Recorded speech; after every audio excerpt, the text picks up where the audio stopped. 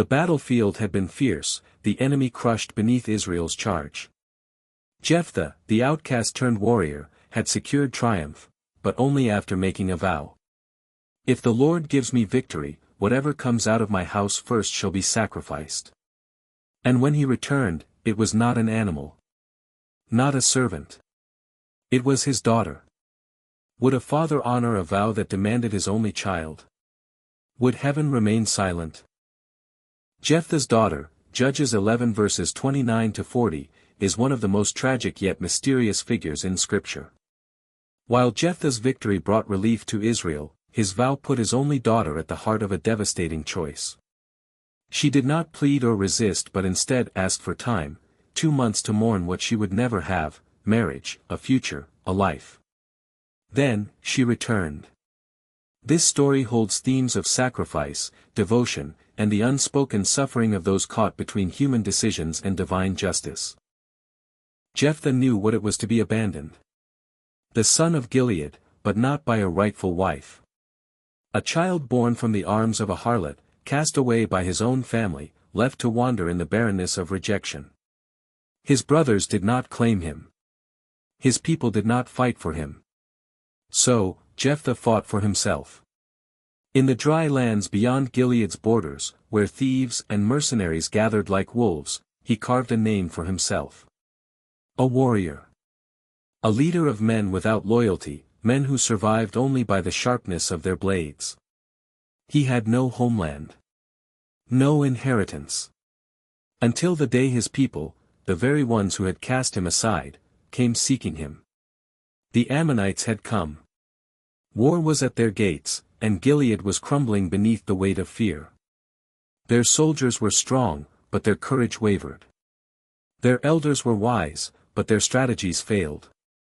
And so, in desperation, they called upon the outcast. Lead us, they pleaded. Deliver us. Jephthah listened in silence, the bitterness of past wounds simmering beneath his skin. These were the same men who had driven him into exile, the same hands that had denied him a place among them. And now, they stood before him, not in judgment, but in supplication. He could have refused. He could have turned away, let them suffer for their pride, let them reap the consequences of their cruelty. But the fire of ambition burned too hot. If I lead you to victory, Jephthah said, his voice slow, measured, will I truly be your head? Will I rule over Gilead? The elders exchanged glances, but their desperation left no room for hesitation. You will be our leader, they swore. The Lord be witness. And that was enough. Jephthah rode toward the battlefield, not as a banished son, but as a commander, a man carrying the weight of a nation's survival upon his shoulders. He sent word to the Ammonites, calling for peace, for diplomacy, for reason. They refused. And so, war came. Yet before the first sword was drawn, before the first drop of blood could stain the earth, Jephthah did something that would haunt him forever. He prayed.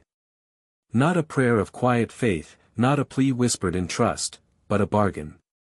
If you give me victory, he declared to the heavens, his voice raw with desperation, then whatever comes out of my house first when I return shall be yours. I will offer it as a sacrifice. A reckless vow. A promise made without thought, without foresight. And as the armies clashed, as the battle raged and the Ammonites fell beneath the might of Israel's charge, Jephthah did not know, he could not know, what awaited him when he returned home. But heaven knew. And heaven did not forget. The battle had been fierce, but victory was Jephthah's. The Ammonites had fallen, their warriors retreating into the dust, their strongholds left open to Israel's charge. When the final cries of war faded into silence, the camp erupted into celebration.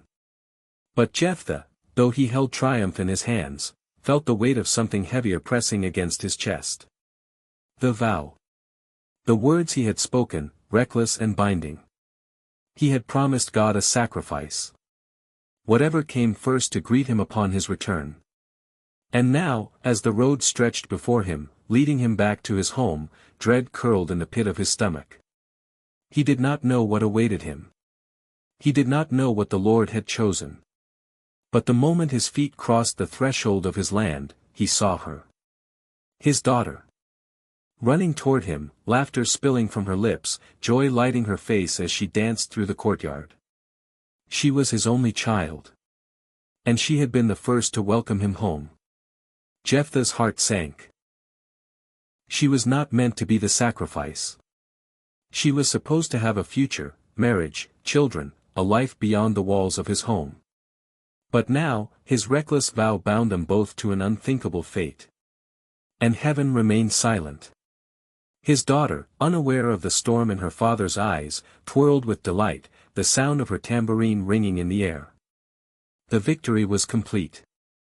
But Jephthah had lost everything. She had never seen her father like this. The triumph of battle was written on his armor, the dust of war still clinging to his hands, the scent of victory thick in the air. Yet his face was pale, his mouth pressed into a tight line, his eyes dark with something she could not name. He did not embrace her. He did not smile. Instead, his hands trembled as he reached for her, as if touching her would break him entirely. "What is wrong?" she asked. Her voice was light, uncertain, still filled with the joy of celebration. She had run to him with tambourines, with singing, with laughter, expecting the warmth of a father's return. But there was none. Only silence. And then, he spoke. His voice was hollow. Strained. He told her of the vow.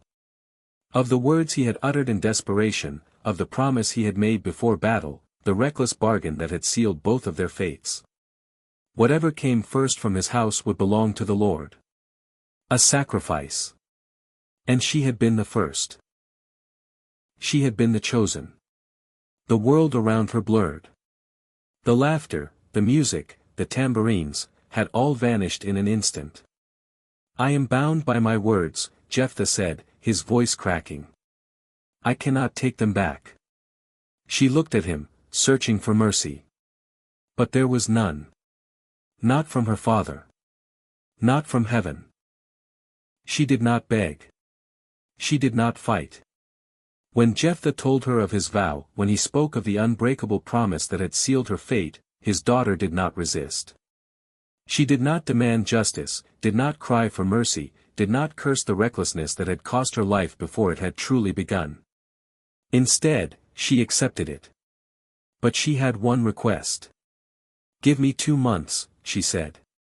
"Let me go into the mountains and mourn my life before it is taken."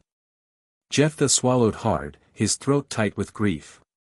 He had expected weeping, pleading, he would have given anything to hear her anger, to see defiance in her eyes. But she offered none. Only sorrow. Only acceptance. And so, he let her go. She fled into the wilderness, her feet carrying her across jagged terrain, into valleys untouched by men, where silence stretched between the heavens and earth. She did not go alone. Her friends followed, their voices breaking against the weight of grief, their hands reaching for her, desperate to give comfort where none could be found. She mourned, not death itself, but all she would never have. She would never marry. Never bear children. Never walk in the fullness of the life she had once imagined. She was the daughter of a warrior. But no war had claimed her life, only words. Reckless, binding words. And now, the time was slipping away. The mountains had heard her sorrow. But heaven had yet to answer. The last rays of sunlight stretched thin across the sky as Jephthah's daughter returned. She did not stumble. She did not hesitate. Her feet carried her back with steady resolve, the dust of the mountains clinging to the hem of her robe. Her hands did not shake, her breath did not falter. She had mourned, had wept, had spent 2 months embracing the sorrow of a life that would never be. And now, she was ready. Jephthah's heart clenched as he watched her approach. He had prayed for another way, for a sign, for heaven to intervene, to unbind the words that had sealed her fate. But there was no voice from above. No divine interruption. Only silence. Only expectation. His daughter did not plead. She did not beg for mercy, nor did she curse the vow that had doomed her. She lifted her chin, looked upon her father, and spoke the only words left. You must do as you have promised. The air was thick with sorrow, and the people gathered, watching, waiting. No one spoke. No one moved. And then she was gone. Some say he sacrificed her in fire, as the pagans did. Others say he gave her to the Lord in lifelong service, never to marry, never to bear children. But Scripture leaves it in shadow. Her fate was sealed, yet uncertain. She was lost to history, but never forgotten.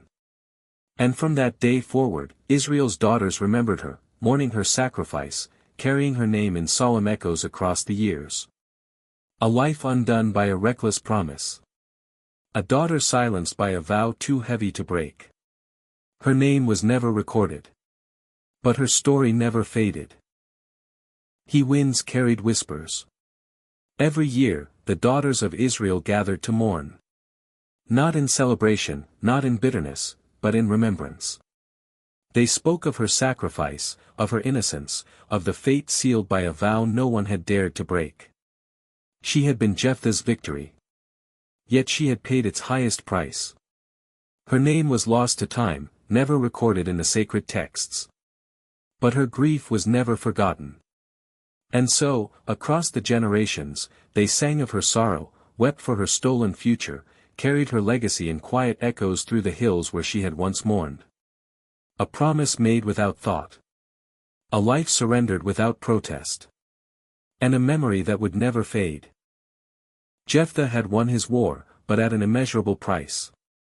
His daughter, young, full of life, ready to embrace the future, was taken by words spoken in desperation. She did not fight, did not resist, did not plead for mercy.